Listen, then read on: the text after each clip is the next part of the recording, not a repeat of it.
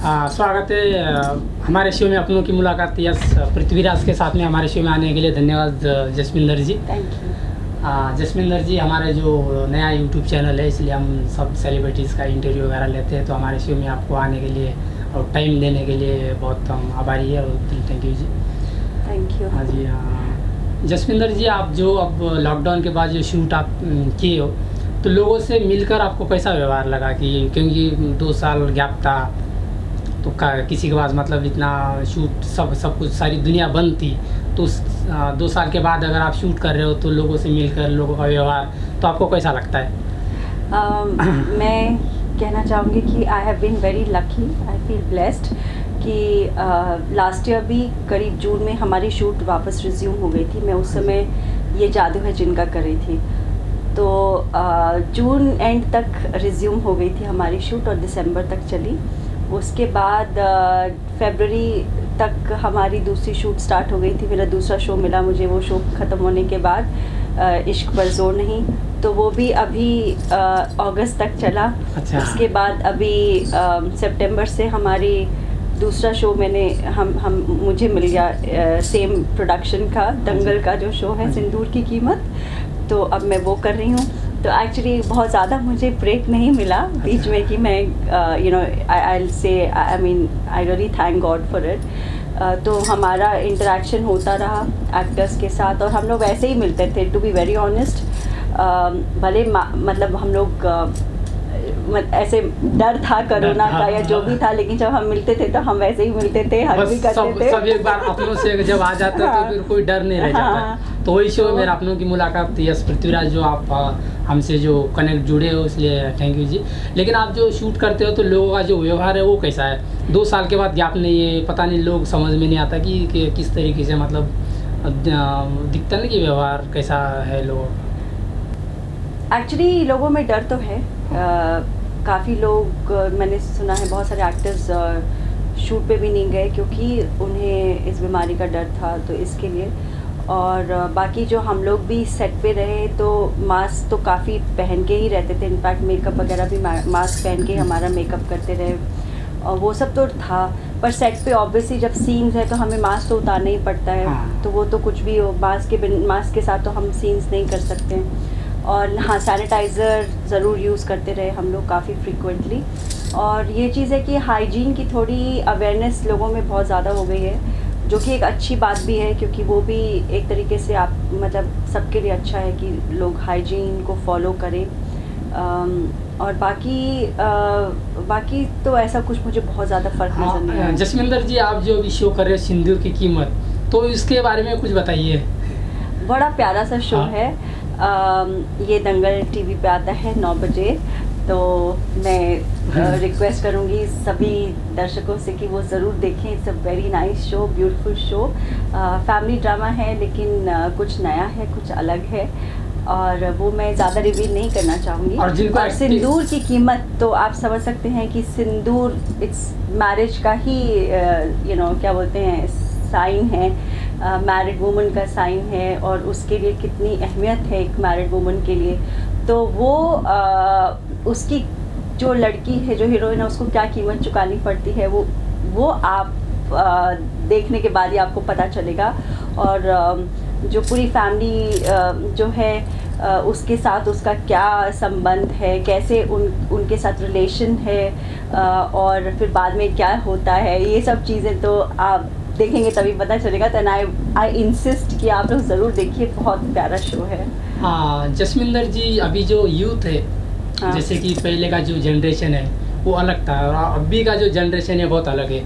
तो आजकल की जो लड़कियां मतलब सिंदूर की कीमत या प्यार मोहब्बत को मतलब समझती है, क्योंकि जो पहले जो ज़माना था तो बहुत अलग था, मतलब ये लोग एक दूसरे के लिए जीते थे। तो आज जो हमारा ये जो शो है, तो आप किस तरीके से इस दुनिया को आज की जनरेशन में, आज के युग में, आज की कलयुग में किस तरीके से आप देखते हो? मतलब आज की दुनिया में ऐसे लोग हैं। मैं आपको बताती हूँ एक चीज़।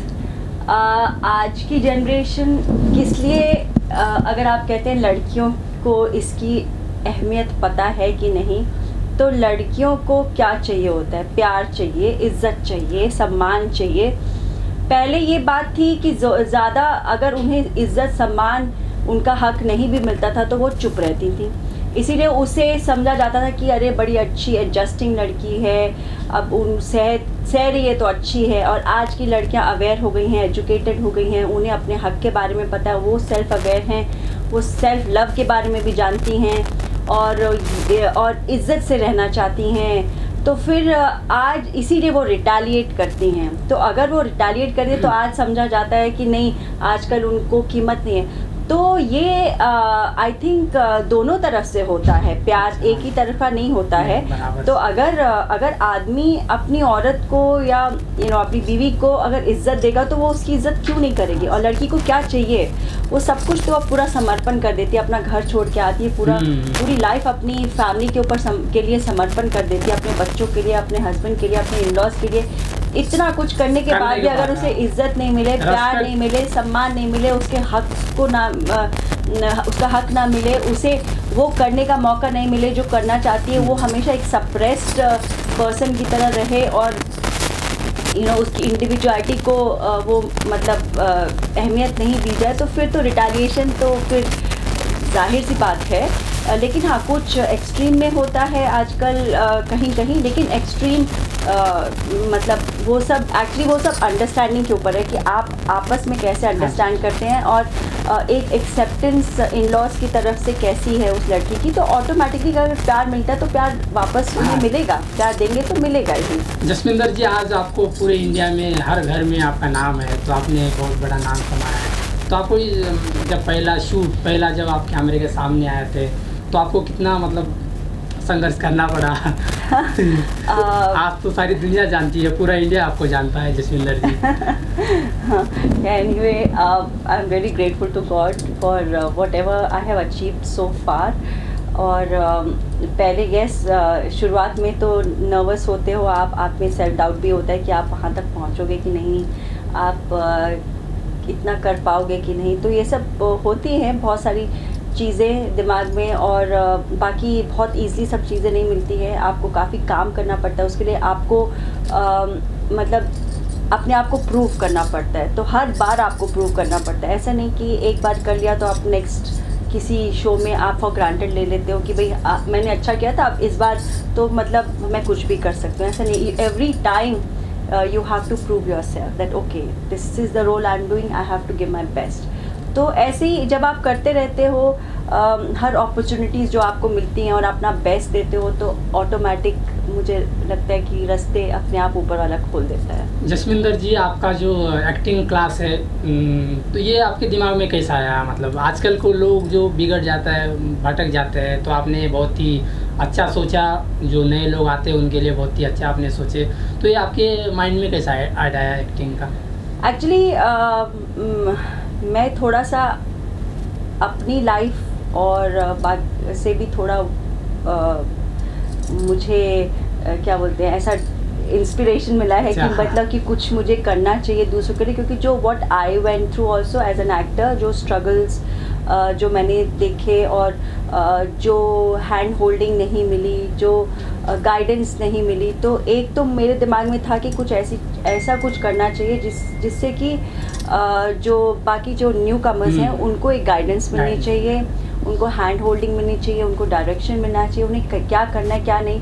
मुझे याद है कि जब मैं स्टार्टिंग में बहुत साल पहले, जब उस समय मुझे खैर परमिशन नहीं थी फैमिली की तरफ से कि मुझे एक्टर बनने की। अच्छा, तो परमिशन नहीं था? नहीं।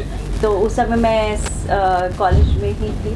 तो एक्चुअली मुझे लगता है कि जो भी न्यू कमर है उसके लिए थोड़ा एक ये जो अपनी दुनिया है, फिल्म इंडस्ट्री है, बिल्कुल आप बिल्कुल लॉस्ट फील करते हो कि आपको पता नहीं है कहाँ जाना है, कैसे करना है, किन लोगों से मिलना है, और ऐसे बहुत सारे लोग भी आपको रास्ते में मिलते हैं जो कि आपको मिसगाइड कर सकते हैं। और मिसगाइड, और ज़्यादातर जो यूथ है वो मिसगाइड हो जाते हैं, और ऐसा है, आई मीन हकीकत है, इसको हम छुपा नहीं सकते हैं, ऐसा है, ऐसा हुआ है लोगों के साथ और सब जानते हैं इस बारे में। और बहुत लोग मतलब उनके सपने टूट जाते हैं, कुछ लोग वापस चले जाते हैं, कुछ लोग उनकी लाइफ ख़राब हो जाती है, कुछ लोग ही हैं जो कि वहाँ तक पहुँच सकते हैं। तो मेरा था कि हर किसी को हक है जो इस इंडस्ट्री में आते हैं, उन्हें हैंड होल्डिंग मिलनी चाहिए, उन्हें गाइडेंस मिलनी चाहिए, उन्हें सही लोगों से मुलाकात होनी चाहिए ताकि वो अपनी मंजिल तक पहुँच सकें। तो और फिर मैंने जब इस लॉकडाउन में बहुत सुसाइड केसेस देखे, मैंने सुशांत सिंह का भी सुना, ये सब, तो मुझे बहुत डिस्टर्ब हुआ कि इतना सक्सेस मिलने के बाद भी कोई कैसे सुसाइड करता है। और भी बहुत हमने हॉलीवुड की स्टोरी सुनी और भी दूसरे एक्टर्स के बारे में सुना है जिन्होंने सक्सेस पाने के बाद भी सुसाइड किया, ये सब। तो बहुत थोड़ा डिस्टर्बिंग रहा।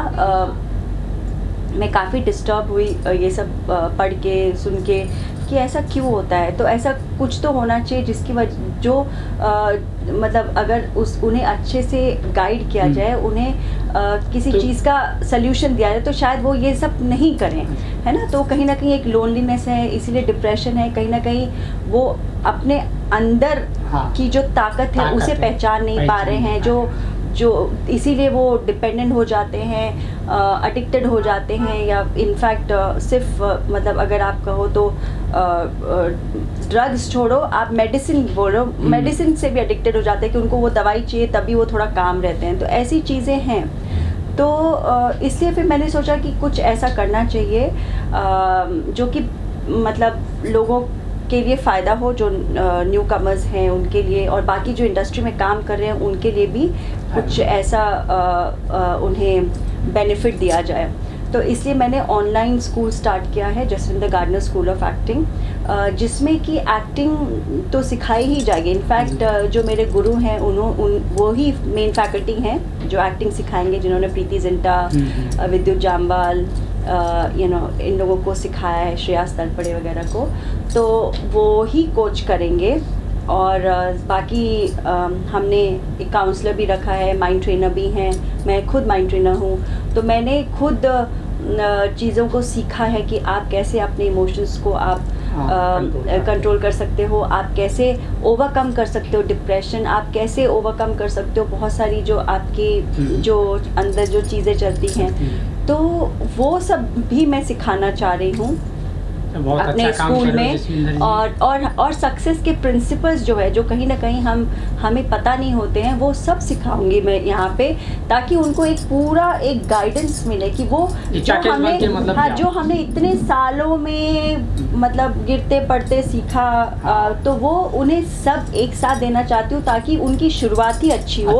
और वो कम से कम समय में, जो हमें शायद 15 साल लगे वहाँ तक पहुँचने में, 10 साल लगे, तो वो मे बी 2 साल 3 साल, जो भी उनकी मतलब डिपेंडिंग ऑन की जो कितना अपना एफर्ट डालते हैं, वो उतनी जल्दी पहुंच जाएं अपने सपनों तक, सपनों को पूरा कर सकें। तो जसविंदर जी, आपने कहा कि आपका घर का मतलब एक्टिंग में आने का सपोर्ट नहीं था, तो आपने कैसा फैसला कर लिया? मतलब एक्चुअली मैंने तो छोड़ ही दिया था, सपने देखना ही छोड़ दिया था मैंने कि मैं एक्टर कभी हम जो जीते एक सपना ही, हम साथ में जो बैठे हैं बात कर रहे हैं, ये एक डेस्टिनी है, हम नहीं मिले, ये हमको जो मिलाने वाला कोई एक एनर्जी है, एक पावर है।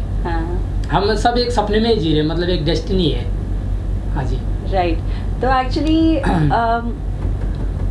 मैं सिख फैमिली से आती हूँ, मतलब मेरे जो बैकग्राउंड है, we are from Sikh family and बहुत कंजर्वेटिव फैमिली रही हमारी। तो वहाँ लड़कियों को ये सब काम करना तो मतलब फिल्म इंडस्ट्री तो दूर, मतलब काम करने को भी परमिशन नहीं थी। मगर मेरी मम्मी काफ़ी ब्रॉड माइंडेड थी, तो उन्होंने कहा कि पढ़ाई तो करवानी है, एजुकेट तो करवाना है, ऐसे शादी वादी नहीं करनी है, इंडिपेंडेंट बनाना है लड़की को। तो इसलिए हमें एजुकेशन पूरी मिली, अच्छी मिली।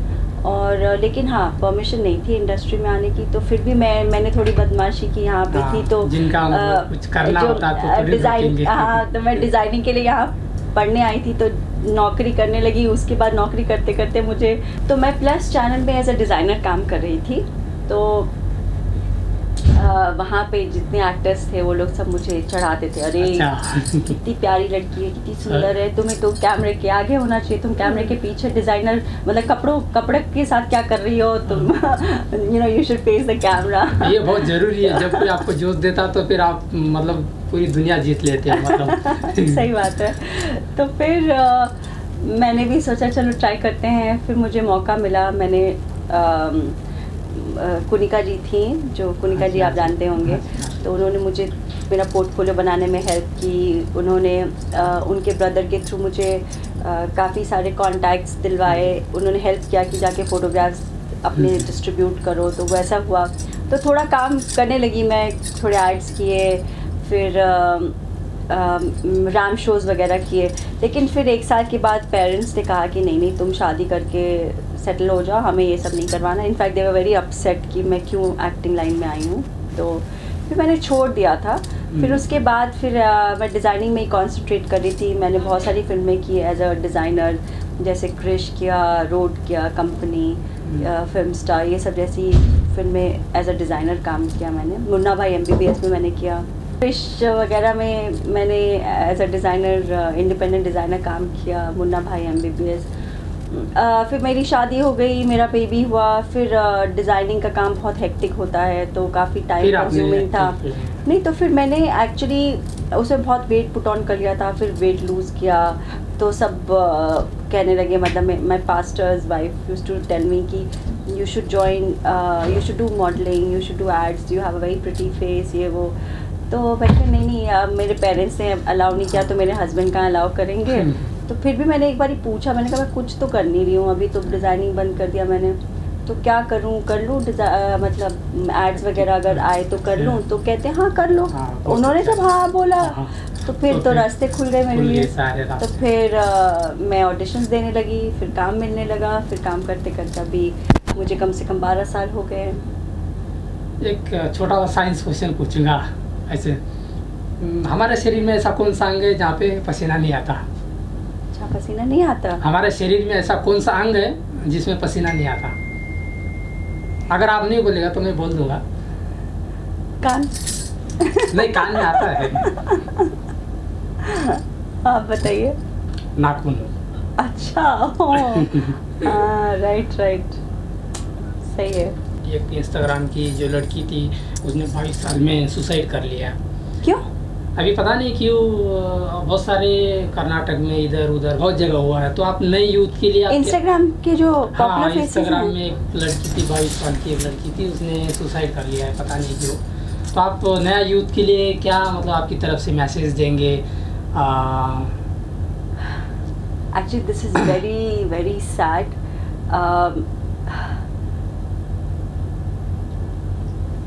मैं ये कहना चाहती हूँ कि लाइफ में स्ट्रगल तो होना ही है। आप अगर ये सोच रहे हैं कि आप इस दुनिया में आए हैं और कोई स्ट्रगल नहीं होगा, तो इट इज़ नॉट पॉसिबल। हम इस धरती पे जब आते हैं ना, तो हमारे साथ हमारे स्ट्रगल्स लिख के आते हैं। किसी को कम मिलता है, किसी को ज़्यादा मिलता है, लेकिन what is important, how you fight it. You have to be a fighter. हमें मंजिल तब मिलती है जब हम में वो जुनून होता है, जब हमें वो हिम्मत होती है और हम हर चैलेंजेस को पार करते हैं। तो सपने ज़रूर देखिए, सपने बिल्कुल, अगर कोई आपको ये कहे कि आपके ये सपने पूरे नहीं हो सकते, अगर आप जो चाहेंगे दुनिया में पा सकते हैं, लेकिन मैं ये कहूँगी कि आप सही डायरेक्शन लीजिए।